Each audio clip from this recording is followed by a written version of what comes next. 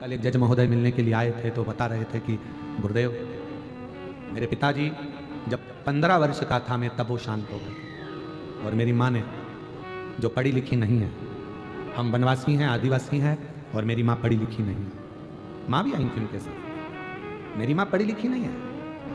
मैं 15 साल का था जब पिताजी चले गए। माँ पढ़ी लिखी नहीं है। छोटा सा मकान हमारा, हम धमतरी के पास के रहने वाले हैं। हमारे पास में कुछ भी नहीं था, ना हमारी जमीन थी, ना हमारे पास में गाय भैंस थी।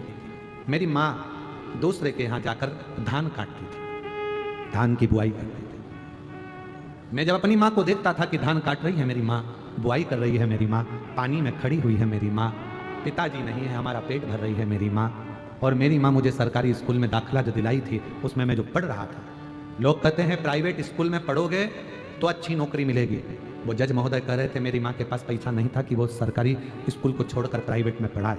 मेरी माँ ने जिस सरकारी स्कूल में एडमिशन कराया था, उसी स्कूल की ड्रेस पहनता था, उसी स्कूल की किताब लेता था, उसी स्कूल में पढ़ता था। और पढ़ते पढ़ते मन में एक संकल्प बना लिया कि कुछ करना है। बीच में मैं डामाडोल हुआ, लगा मुझे कि अब मैं कुछ कर नहीं पाऊंगा, मेरी मम्मी को मैं अपना चेहरा नहीं दिखा पाऊंगा, क्योंकि अब मेरी संगत कुछ गड़बड़ हो रही है।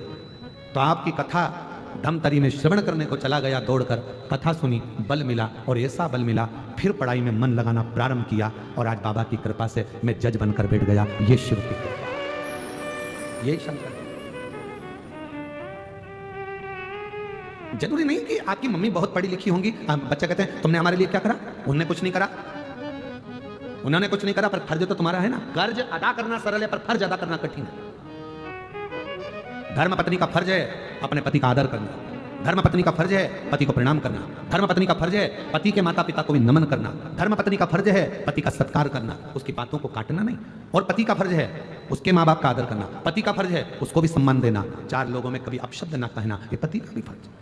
कौन फर्ज अदा कर रहा है? कर्ज अदा करना सरल है, पर फर्ज निभाना कठिन हो गया। बेटा बाप का फर्ज अदा नहीं कर रहा है, बाप बेटे के लिए फर्ज अदा नहीं कर रहा है, माँ बच्चों के लिए फर्ज अदा नहीं कर रही है, सास बहू के लिए फर्ज अदा नहीं कर रही है। केवल इसको फर्ज नहीं कहते कि तुम्हारे घर में बहू आई तो उसको साड़ी दिला दो, केवल इसको फर्ज नहीं कहते कि तुम्हारी बहू आने वाली है तो उसकी रकम बनवा दो, सोना चांदी दिला दो, कमर तगड़ी बना दो, उसके पाँव की पायल बनवा दो। इसको फर्ज नहीं कहते कि बच्चों का केवल विवाह कर दो, फर्ज अदा कर दिया। एक सास का सबसे बड़ा फर्ज होता है कि उसके घर में जब बहू प्रवेश कर रही है तो उसके मन में यह भाव होना चाहिए कि मेरे अंदर जितने संस्कार हैं, जितना मैं अच्छा कर सकती हूं, मेरे अंदर मेरे माँ बाप ने जो संस्कार देकर भेजे हैं, मेरी बहू को कुछ भी नहीं आता होगा तो भी मरने से पहले मैं उसको पूरे संस्कार देकर जाऊंगी।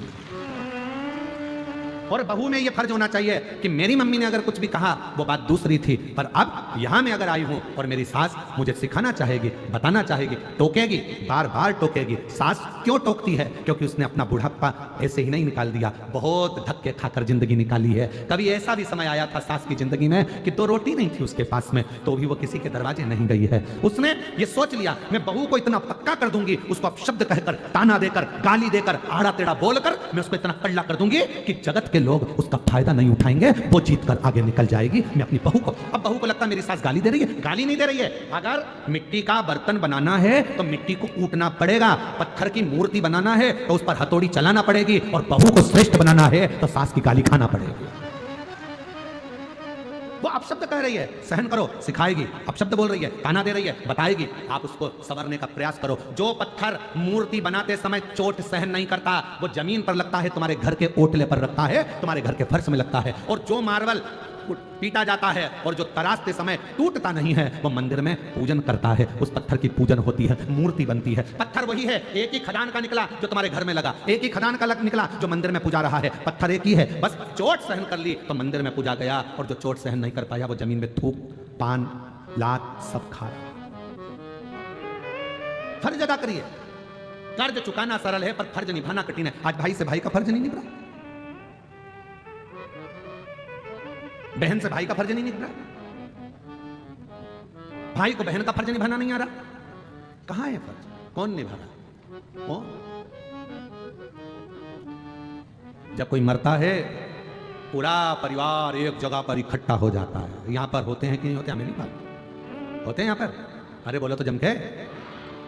जब कोई मरता है तो पूरा परिवार इकट्ठा हो जाता है, दुख मनाते हैं, बेचारा मर गया, बहुत अच्छा था, चले गए। और अब उसको कंधे पर उठा कर ले जाते। क्या कहते हैं? बड़ा भाई इसको आगे लगाओ, छोरा है पीछे लगाओ, ये रिश्तेदार है इसको आगे लगाओ, ये उठाएंगे कंधे पर लेकर जाएंगे। दूसरे से कंधा भी नहीं लगवाते, परिवार वाले उठाते हैं। जितनी मेहनत उसके मरने के बाद तुमने उसको उठाने में लगाई, अगर उतनी मेहनत उसको जीते जी उठाने में लगा देते तो उसकी जिंदगी संभल जाती। दुख में था, बहुत तकलीफ में था, थोड़ा बल दे देते। क्यों चिंता करता है? मित्र भाई हूं ना, 25-50 हजार की जरूरत पड़े मैं बैठा हूं, चिंता मत कर। भैया भाभी कुछ कहती, उसको क्यों बताना तुझे? मैं लगा रहा हूं तेरी दुकान में पैसा, जा जिस दिन तेरे पास आ जाए दे देना। 5 लाख रुपए कोई व्यापारी खाकर चले जाएगा, तुम उसका बाल बांका नहीं कर सकते। और 5,000 रुपए सग्गा भाई खाकर चले जाएगा तो ताना दे दे के कोस कोस के मार देते हो। वो व्यापारी खा गया, पैसा डूब गया, ब्याज बट्टे में चले गया तो कुछ नहीं हुआ, और तुम्हारा सग्गा 5, 10, 50, 25 हजार रुपए खा गया तो क्या दुख हो गया? समझना कि पूर्व का कोई हिसाब रह गया था जो आज चुकाया है। तुम फर्ज अदा करो, फर्ज। बेटे हो, माँ बाप के प्रति फर्ज अदा करो। जितने साल वो जी हैं उनकी अवस्था बढ़ती चली जाएगी, वो बिल्कुल बच्चे होते चले जाएंगे। पर तुम याद रखना, आज तुमने अगर अपने माँ बाप की सेवा करी है तो तुम्हारी बहू भी आएगी, वो भी तुम्हारी सेवा करेगी, और तुम्हारा बेटा भी तुम्हारी सेवा करेगा। एक कहानी मिलती है, एक पिताजी बीमार पड़ गए, और बीमार पड़े पिताजी, बहू ने कह दिया तुम्हारे पिताजी को बहुत खांसी चलती है, बच्चों को पढ़ने में तकलीफ होती है, इनको बाहर जो कमरा है माली वाला चौकीदार का कमरा है उसमें ठहरा दो। पति ने कहा हम ठहरा तो देंगे, पर पिताजी को भूख लगी तो पिताजी को बोल दो हमें घंटी लगा देते हैं, वो बेल बजाएंगे हम चाय दिलाएंगे, घंटी बजाएंगे हम भोजन दिलाएंगे, घंटी बजाएंगे हम पानी दिलाएंगे। पर पिताजी को अंदर आने की जरूरत नहीं है। बेटे ने पिताजी को माली के कमरे में चौकीदार